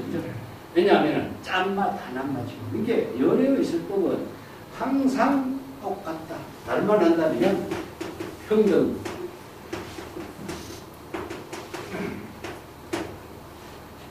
여기서 자아의식이 들어갈 수 없어. 평등법을 설하고 또 불의법을 설하고 진여 일심의 지혜로 설법하기 때문에 똑같은 정법을 설하기 때문에 일상일미다. 이런 표현을 그렇게 하고 있습니다. 이 불의 법문을 설하고 있다. 그 일상일미의 법문의 내용은 어떤 뜻이냐? 해탈상이다. 일체의 중생 생사윤회의 해탈에서 벗어난 입장에서 설법하고 있는 실상 모습입니다. 이 상이라고 하는 것은 특성을 말하고 있습니다. 하나의 모습으로 대상으로 보이는 상을 말하는 게 아닙니다. 열의 설법의 특성을 이거 상이라고 해요. 제법 실상이라든가 이런 것도 중생으로서 이야기할 적에 상이라고 하는 것은 하나의 형상, 대상, 경계, 법상의 집착점을 말하는데 제법 실상이라든가 해탈상이라든가 멸상이라든가 이런 것은 특성을 말해요. 특성. 참 이게 한자가 이게 번역하기가 참 어려운 점이 이런 점들이죠. 여기서는 특성을 말해요. 개성과 특성을 말해요. 해탈상이다. 일체 중생의 번뇌 망념의 해탈, 속박에서 해탈한 경지에 특성을 지니고 있는 법문이다. 이 상은 무엇이냐 하면요. 여의다라고 하는 것은 번뇌 망념의 속박에서 벗어나다. 그런 뜻이거든요.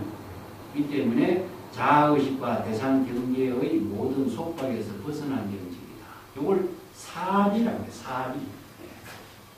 자아의식과 대상 경계를 모두 다 여인됩니다. 다른 표현은 아공, 법공이죠. 네. 아공, 법공. 자, 벗어난 이걸 사비라.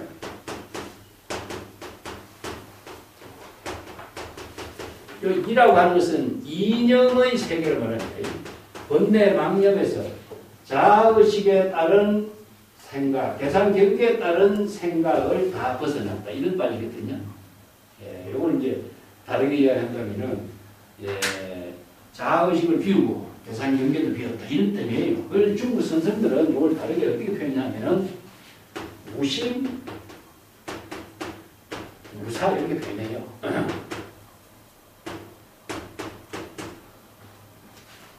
무심은 뭐지요? 바로 자의식이라든가 뭐 중생심이라든가 생사심이라든가 분별심을 다 연결이고, 무사라고 하는 것은 대상 경계에 대해서 여러 가지 모든 경계의 속박을 다 벗어난 거죠.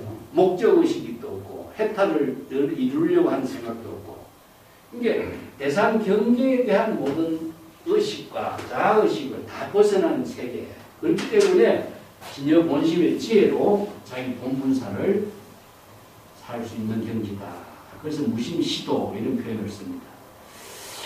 그때 멸상이고, 예, 멸상은 무엇이냐? 일체의 생사, 번뇌, 망념을 다 소멸시킨 공의 경지를 멸상이에요. 예, 일체 생멸상이 다 비워진 특성. 이걸 이제 해탈, 이상, 멸상 세 가지를 다르게 표현한다면은 중생의 번뇌, 망념으로 미혹과 업장과 또 고통을 모두 여인 경지에서 설법하고 있다. 이런 의미죠. 예, 구경에서 일체 종지의 깨달음의 경지를 이르도록 하는 것이다. 일체 종지는 뭘까요? 바로 일체법을 여실하게 설할 수 있는 것, 일체법을 여실하게 판단해서 알 수 있는 것, 일체법을 여실하게 지혜로운 삶으로서 실행할 수 있는 능력을 갖춘 것이 일체 종지죠. 아까 일체법하고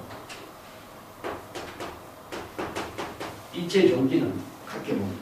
왜냐? 세간의 지혜와 출세간의 지혜를 다 갖추어야 일체 종지가 되겠죠. 그래서 재불열애가 일체법을 다 안다라고 했고, 일체법을 다 안다라고 하는 것은 일체 종지를 부족했기 때문에 하는 거죠. 그러니까 세간의 법도 알고, 출세간의 법도 알고, 세간의 지혜도 알고, 출세간의 지혜도 다 알기 때문에 일체법을 다 아는 것이고, 일체 종지가. 그래서 일체 종지의 내용은 궁극적으로 중생의 병을 진단하고, 거기에 따라서 방편의 지혜를, 다양한 방편의 지혜를 자유자재로 설할 수 있는 지혜를 가요. 그래서 종이라고 하는 것은 다양이라는 뜻입니다. 일체 중생의 신병을, 다양한 신병을 진단하고 거기에 맞춰서 방편의 지혜를 설할 수 있는 능력, 이 지를. 이게 지자가, 저는 이야기했자면, 이는 지는 방편의 지입니다. 우리가 경전에서 지라는 글자가 수없이 등장하죠. 해라는 글자가 등장합니다. 해라는 글자와 지자는 글자가 어떤 차이가 있느냐 하면은, 내가 판단해 볼 적에 해는 근본질이에요. 근본질.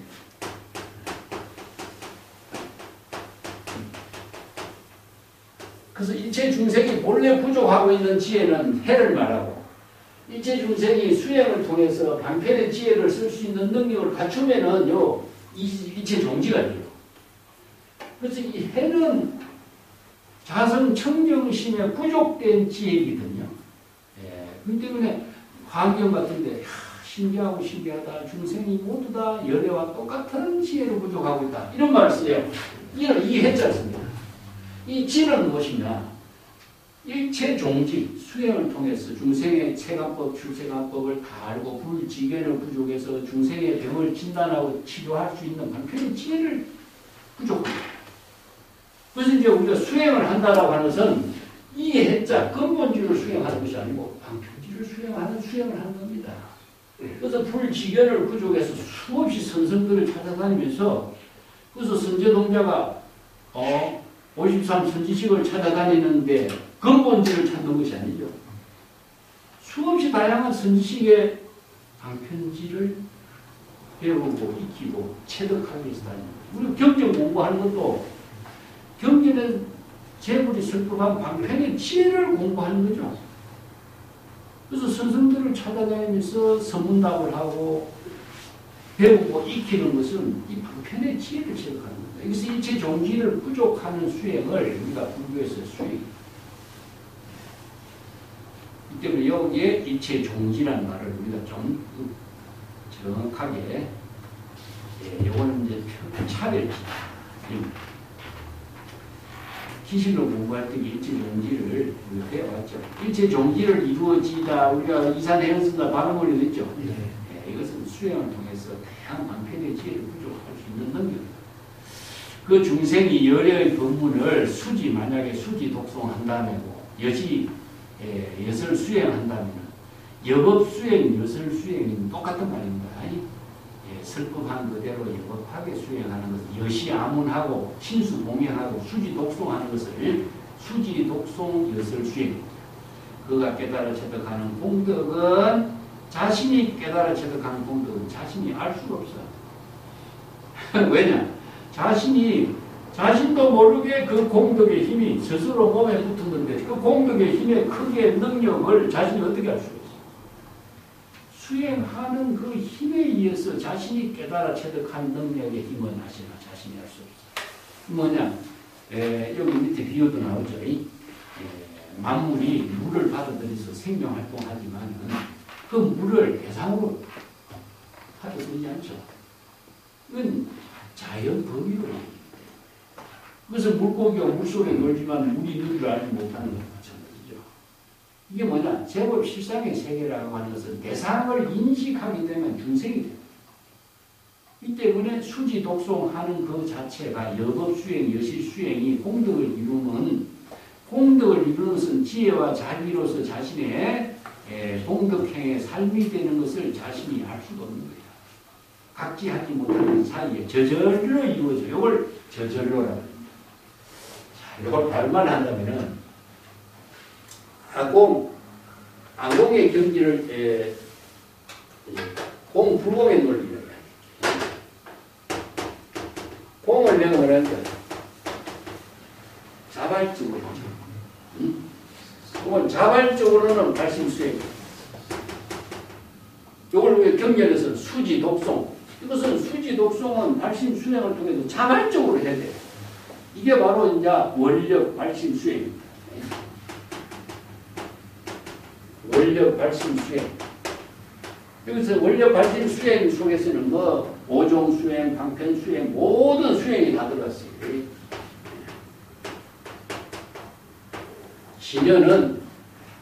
진여의 지혜를 이루고자 하는 사람들은 모든 사람들이 법문을 중생의 번뇌 망령을 비우도록 하는 수행이 자발적으로 발심 수행한가 방편의 지혜로 부족하는 이 재물의 원력을 실행하는 것은 전부 다 발심 수행을 자발적으로 해요. 자발적으로 하는 수행을 봉이라고 해요. 그건 불공입니다. 저절로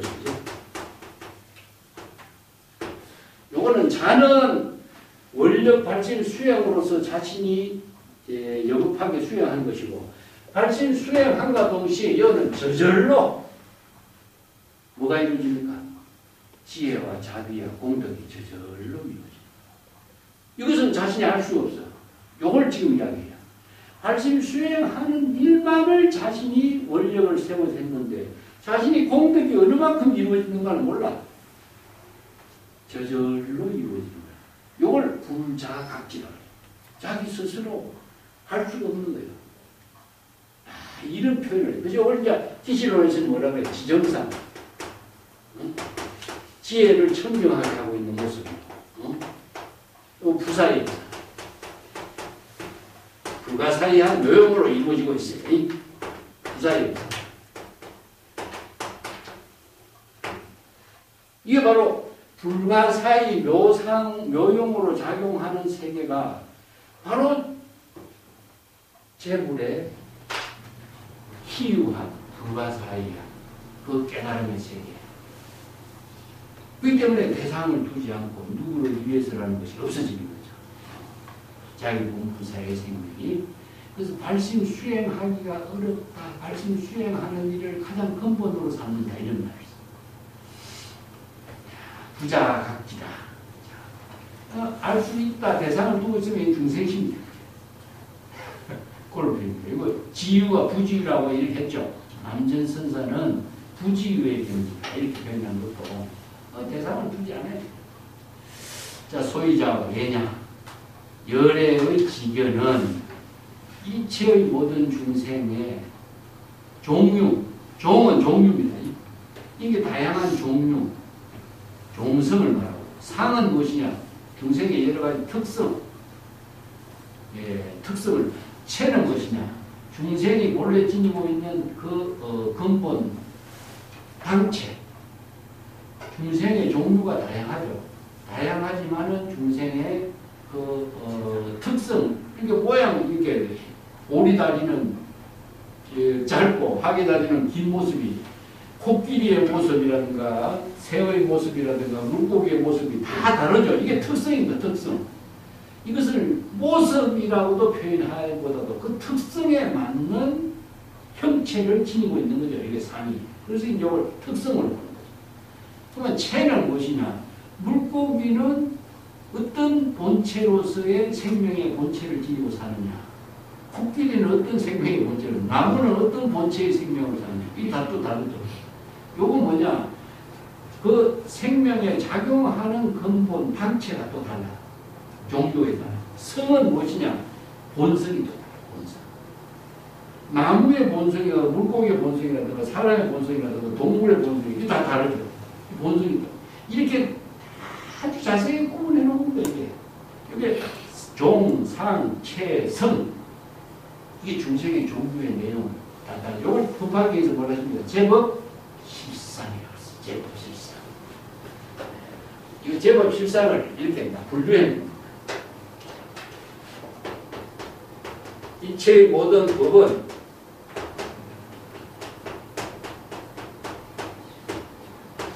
여실한 어떤 특성으로서 존재하고 있는 이 실상법이다.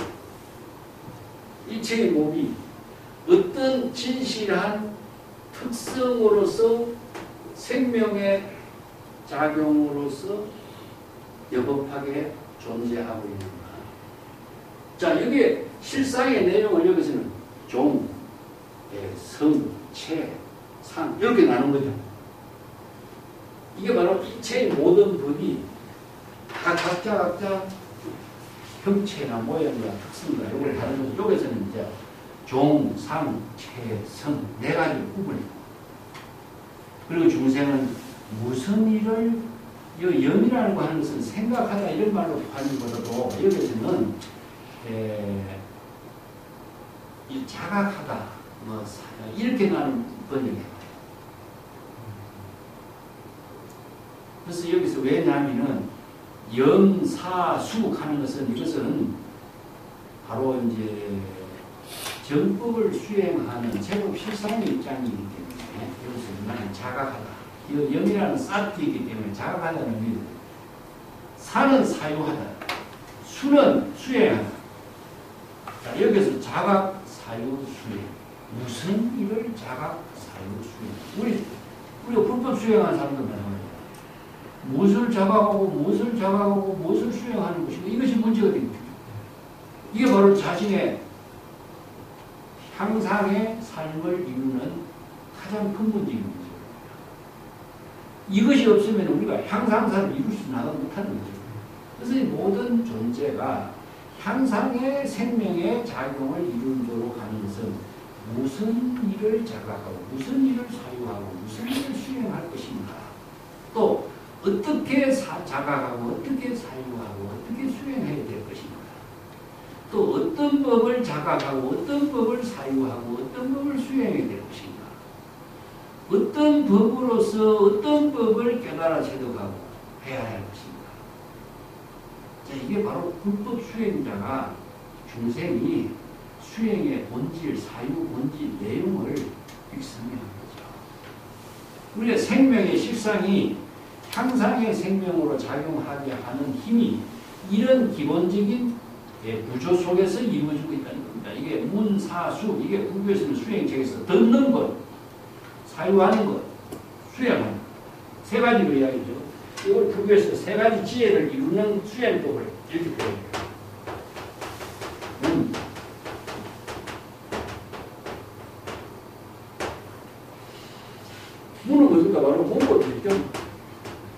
의문을 듣는 거죠. 그 다음에 사유하는 겁니다. 그 다음에 수행하는 이 세 가지로서 문사수 삼해 세 가지의 지혜를 이루게 하는 수행법을 이렇게 설명하고 있는데 이게 법화경에 주석하는 사람들도 이것을 연, 사, 수 세 가지를 3회에다가 맞추어서 해석을 해놨더라고요. 근데 뭐 꼭 그게 안 맞추더라도 우리가 모든 중생이 향상의 삶을 이루려고 한다는 것은 자신이 이러한 자각적인 사유와 알심 수행에 의해서 자기 향상을 이루는 거거든요. 자, 이런 것을 열에는 중생이 이러한 사유의 내용을 잘 알고 있다. 그러면 여러 가지 중생은 주 종종지요. 여기서 다양한 종류의 입지에 거주하면서 이 지라고 하는 것은 땅이지만은 자기네 위치를 말합니다. 위치. 물속에 사는 것도 중생이고 산에 사는 것도 중생이고 모든 중생을 다 포함했을 적에 이체처 삼라만상 각자 중생이 살고 있는 입지는 다 다르죠. 옷을 이렇게 배워요. 또 유유 열애 여실지우라. 오직 열애는 그러한 중생의 모든 삶의 실상을 여실하게 다 볼 수가 있고 명료하게 다 깨달아 알기 때문에 무에 걸림이 없다. 이 명료라는 것은 명은 지혜입니다. 지혜. 지혜 작용을 밝은 지혜 작용으로서 여실하게 판단해서 볼 수 있기 때문에 무에 자제 걸림이 없습니다.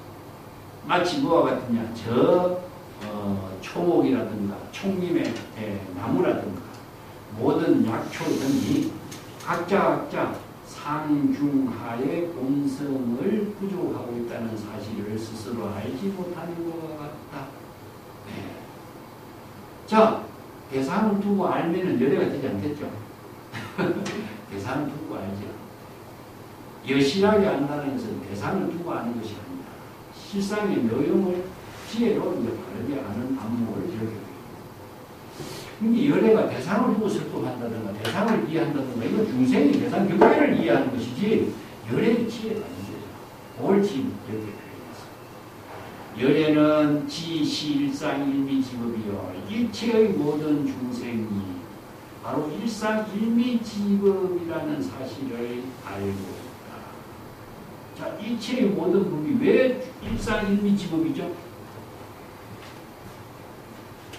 진여법은 어떻습니까? 아까도 이야기했죠. 일상일미직이죠. 진여법, 제법, 실상법은 진여의 지혜로 이루어지고 있는 모든 법은 일상일미라. 그러니까 이건 진여법은 불이니까. 일미, 일상. 그래서 불교에서 진여법이 지혜로 작용하는 법을 불교가 제시하고 있는 것입니다. 이 법을 불이 법문으로서 진여법을 설하고 일미지법으로서 진여법을 설하고 일상의 깨달음의 경지에 진여법을 제시하고 설법하는 자는 지도자는 제국이다. 그래서 이제 열애는 지도자, 계도자, 설도자. 자, 여기에서 일체의 정법을 여실하게 바르게 알고 깨닫고 설법할 수 있는 이 지혜를 부족한 자는 내려갑니다. 이걸 우리가 내가 여러분 이야기했지만 생활에 수없이 많은 성인군자가 출연했지만 진여법을 발견한 자는 없죠. 진여법을 깨달은 자도 없고 진여법을 설한 자도 없습니다. 불법의 가르침, 열애, 제불, 열애만이 이 법을 설했습니다. 그래서 불교의 독자성이라고 하는 것은 진여의 지혜로 생명의 묘용을 실행하고 있는 이 진여법의 법문을 제시하는 법문입니다. 그래서 많은 선자들이 도를 이야기하지만은 자신들이 보는 시각에서 자신들이 판단하는 하나의 문제점을 도라고 이야기했지 진정한 도의 본질을 할 수 있는 안목이나 논리나 부기의 묘용을 법으로 설할 수 있는 법이 도가 아니냐. 다르게 이야기한다면 일체의 모든 사람들이 논리체계로서 정확하게 설득하고 이해할 수 있는 도가 제시된다는 거죠. 이게 나는 아날로그라고 해요. 아날로그. 그래서 불교의 법은, 불의 법문은 뭡니까? 바로 법수죠. 법수. 법수잖아요. 그래서 불공의 논리로서 이야기 디지털입니다. 디지털이라고 하는 것은 수학의 논리이기 때문에 언제 어디 과거 현재 미래 어떤 사례보다도 똑같은 논리에 똑같은 법으로서 똑같은 방향 수행 체계가 제시될 수 있는 거죠. 그렇기 때문에 열애의 설법도 자기의 주장이 여기서 없는 것이 뭐냐? 이 바로 진역법에 의한 설법을 하기 때문에. 그래서 이 전법을 제시하는 부분이 경전의 부분입니다. 우리가 경전 공부하는 사람들의 경전의 의미를 바르게 알지 못하고 경전을 세간의 언어로서 이해로 하고 지식으로 설명하고 하면은 경전의 부분을 오히려 손상시키는 이런 과오가 생기는 거죠.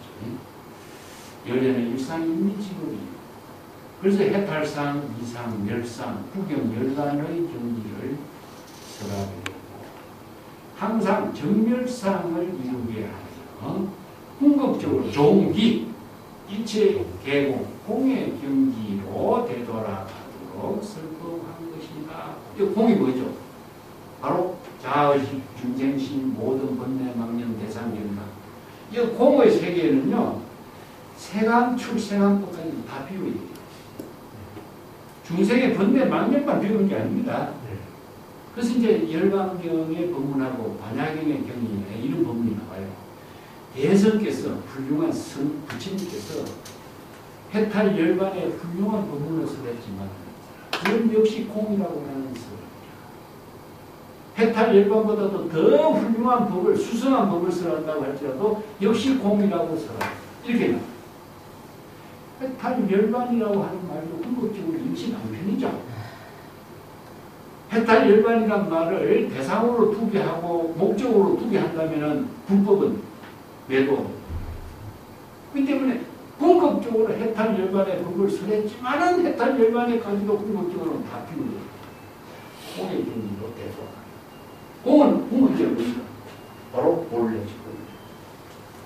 자, 공의 세계로 가게 하는 것이 아니라 일체 세간법, 출세간법을 모두 다 비우고 본래 진여 본심의 지혜의 생명으로 본분사로 되돌아가게 하는 법을 제시한 것이다. 이런 뜻이죠. 그래서 세간법, 출세간법을 설한 이유는 단편으로 설한 겁니다. 그래서 여기서 열반의 경지, 상, 정멸상, 항상 정멸상의 경지를 이루고 일체 궁극적으로 공의 경지로 되돌아가게 하는 것이다. 그래서 상, 정멸상의 경지가 공의 경지입니다. 사실은. 제법 종본래 상자 정멸상. 이게 뭡니까? 바로 이치 중생이 본래 부족하고 있는 진여 본성 그 자체가 정멸상이죠. 그래서 진여법 그 자체가 정멸상인 것이고 진여법으로 되돌아가게 하는 것이 바로 공의 경지로 되돌아가는 거죠. 자, 여기 귀라고 하는 말이 여기에도 큰 의미를 두고 있습니다. 이 공이 공으로 되돌아간다. 이 공을 잘못 이해한다면 거무주의를 이야기해요. 일체의 체간법, 출세간법을 모두 텅 비워서 진여 본성의 생명으로 되돌아가는 것이다. 이런 뜻입니다. 불지시이로 관중생신욕의 이장호지라. 부처님은 이 불지변으로 이러한 사실을 잘 알고 있기 때문에 일체의 개공의 경지, 중생의 근기, 일미일상의 법으로서 설법하는 경지. 부처가 이런 것을 불지변으로 다 알고 있어. 뭘 알고 있습니까? 여기서 중생의 근기도 알고 설법하는 것도 알고 일체 공의 경지로 되돌아가게 하는 그 법문까지도 잘 알기 때문에 이런 뜻입니다. 그래서 중생의 심욕, 중생심의 마음작용과 욕심을 잘 관찰해서 이장호지라 이장호지란 말이 굉장히 어려운 말인데 여기서 그 줄을 끊으세요. 중생의 마음 작용과 욕심을 잘 관찰해서 그 중생들이 그 중생들을 잘 호지, 인도하고 잘 중생들을 보호하고자 즉시 일체 종지의 일성급의 법문을 즉시 설하지 않았다. 이런 거예요. 중생들에게 그 대성의 법문을 바로 설해도 되는데 왜 대성의 일성의 법문을 바로 설하지 않았는지.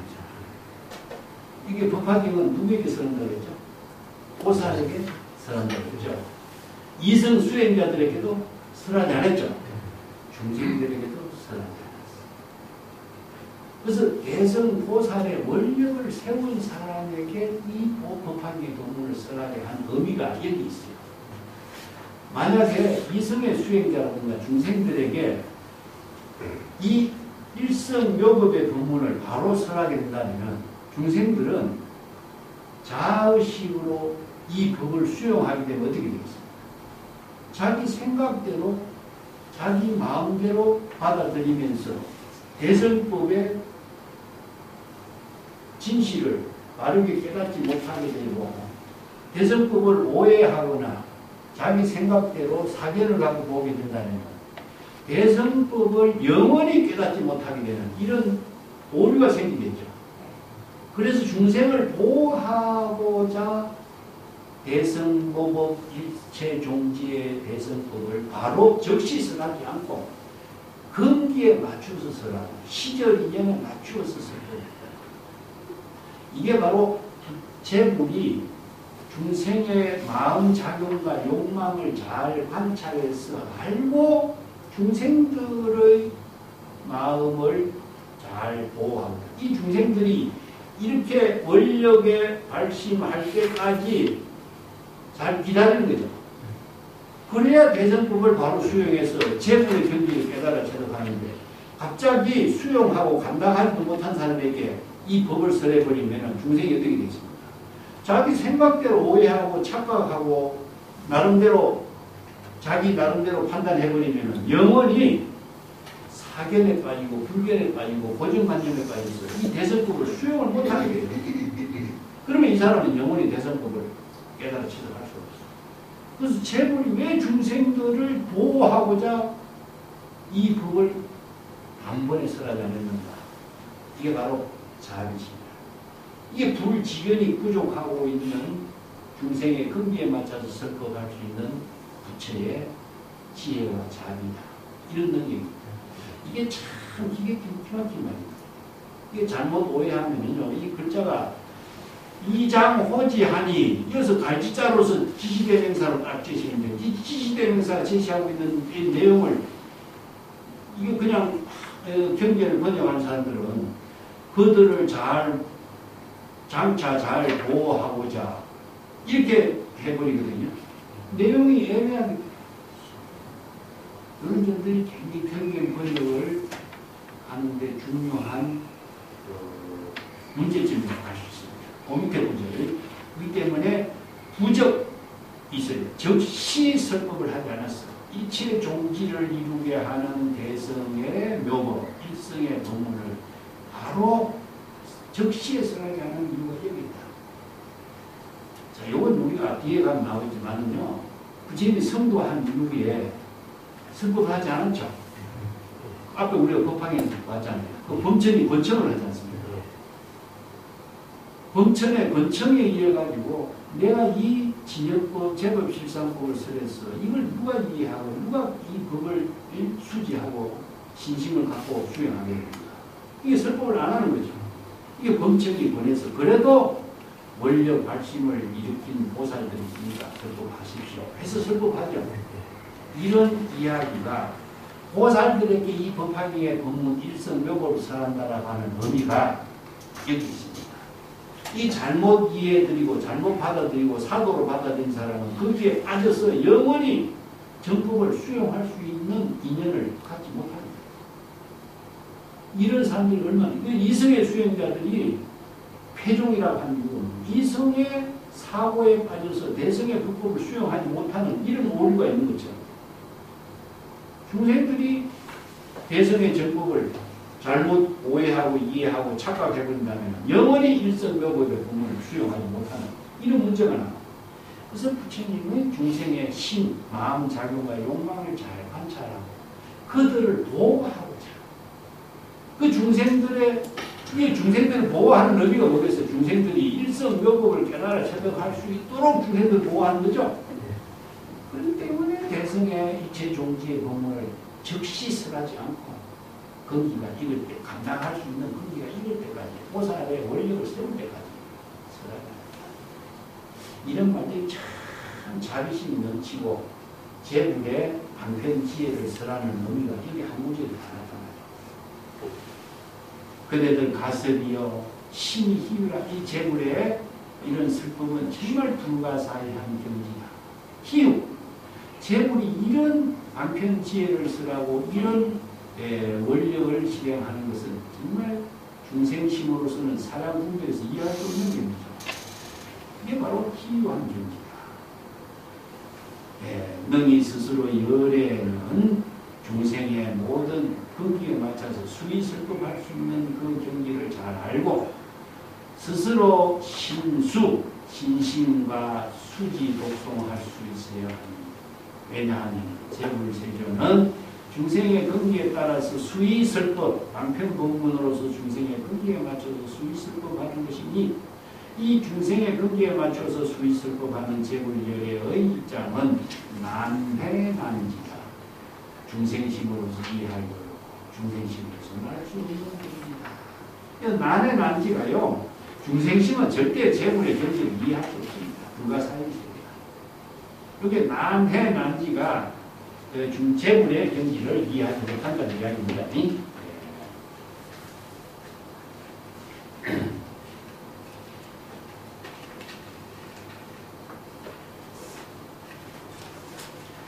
참 어려운 그 법들이 약조 부품에 여기 다 되는데 그냥 쭉 읽고 넘어갈 수가 있지만 그럼 우리가 경적으로 하는 의미가 없습니다. 한 구절에 큰 의미와 사유를 하면서 공부할 필요성이 있습니다. 자, 개성으로 한번 읽어볼까요? 110페이지. 이 시의 세종이 욕, 중선, 차이, 이슬 개언하니 화유, 거간, 출현, 세간하니 수, 중생욕으로 종종 설법이요 열의 존중에 지혜 심은다. 우묵사요에 불무속설하고 유지양문에 정령신의 하니 무지의해 적이영신하니 시고로 가섭이여 수렵이설하고 이 종종면으로 영덕정정이다. 자, 앞에 내용이 여기서 개성에서 다시 반복하고 있습니다. 이때 세종께서 앞에서 설한 법문의 내용을 거듭 이 뜻의 의미를 자세하게 밝히고자 개성으로 다시 정리해서 설법했다. 파유법왕이에요. 파유라고 하는 것은 중생의 모든 번뇌망령에 집착하고 있는 것을 유라고 합니다. 유라고 하는 말은 유결이라는 뜻의 줄임말인데 번뇌망령을 중생의 번뇌망령을 유결이라고 해요. 대상 경계에 속박되어진 망령이라는 것입니다. 뭡니까? 자의식으로 보고 듣고 느끼고 하는 데 대해서 어떤 고정관념을 갖고 있죠. 이게 뭐냐? 뭐 실로 묶은 것처럼, 뭐 꽁꽁 그 물건을 뭉친 것처럼 그런 생각을 갖고 있는 거죠. 그래서 우리 이제 법견, 단견, 고정관념 이런 표현을 하고 있죠. 이 자기가 보고 알고 듣는 것에 대한 고정관념 생각을 갖고 있는 것을 유견이죠. 그래서 중생의 유견은 전체적으로 말하면 번뇌망령을 종합하고 있습니다. 그래서 아질에 따른 여러 가지 번뇌망령의 사고. 오늘 뭐 앞에 보면 스쿨에서도 공부를 했습니다. 우리가 지유 이렇게 하면 이제 아상, 인상, 중생상 이거 뭡니까? 이게 결입니다. 결. 자의식으로, 중생심으로 대상 경계를 인식하고 자기의 존재에 대한 의식, 대상 경계에 대한 고정관념 뭐 이런 것이 전부 다 결입니다. 결. 유결이라고. 그런데 파유라고 하는 것은 뭡니까? 바로 초발심으로 번뇌망념을 타파하는 거죠. 여기서는 뭡니까? 제국이 설법에서 일체 중생의 세간의 번뇌망념을 다 타파시키는 법문이었어요. 이게 파유세종입니다. 파유법안이라. 중생의 번뇌망념을 다 타파하도록 법안께서 이 사바세계, 사바세간에 출현하셨으니 이런 뜻입니다. 그러니까 세존이 아니었다면 중생이 번뇌망념을 타파할 수 있는 법문을 들을 수가 없죠. 그래서 이 법문을 속에서 중생이 번뇌망념의 속박에서 벗어날 수 있도록 설법. 중생의 욕망에 따라서, 중생의 근기와 욕망에 따라서 근기에 맞춰서 다양한 방편법문으로 설법을 하였습니다. 종종 설법은 다양한 방편법문으로 설법했다 이런 뜻입니다. 열애는 종기하고 기중한 존재로서 그 지혜도 신권하다. 이 열애는 최상의 종기한 존재로서 이런 뜻입니다. 존중이라는 뜻은 그런 의미죠.